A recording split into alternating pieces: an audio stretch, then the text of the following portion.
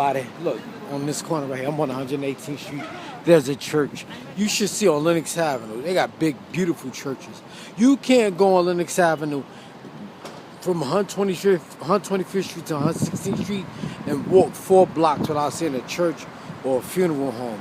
And like, Harlem has changed a lot over the last 15, 20 years, but that used to be one of the worst avenues in Harlem, Lenox Avenue. Anywhere there's a lot of churches, it's gonna be fucked up.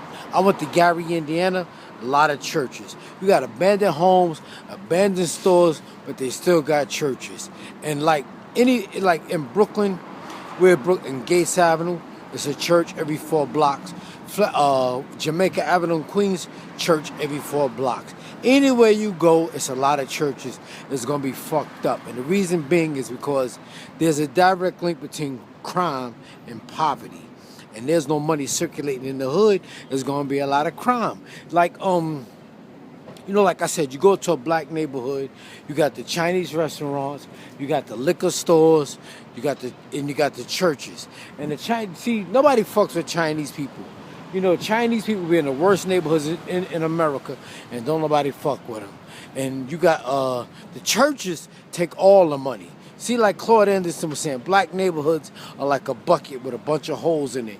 And the money don't circulate in black neighborhoods. The money don't go from one black hand to another black hand to another black hand.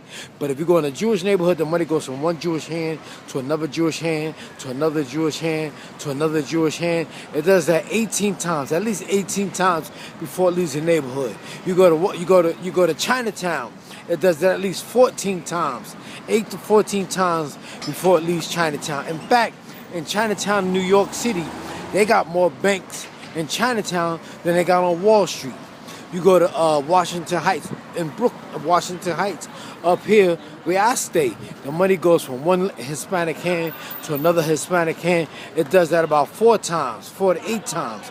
But when you come to the hood, it don't do it but once or twice, if that much. Maybe because you got barber shops, you got beauty salons, and those are black owned. But other than that, black dollars don't bounce in black neighborhoods. And like I always say, you can always tell when a neighborhood is bad because there's a lot of churches. And the main reason they do that is because it pimps the misery of the poor. It teaches you to wait till you die till you get your pie in the sky.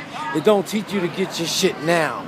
But black people sitting around waiting till they die, then to have it good instead of having it good now.